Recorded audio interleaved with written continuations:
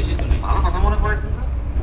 এই যে সাদে স্যার, আসলে কোনো সমস্যা হলে আমার ফোন দিবেন, আমি কালকে আসছি। স্ক্যানে না আমি বলতে চাই। আসি। নেন।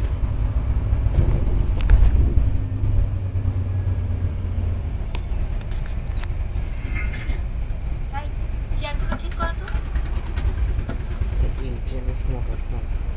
ওই কোণাটা ঠিক করো না।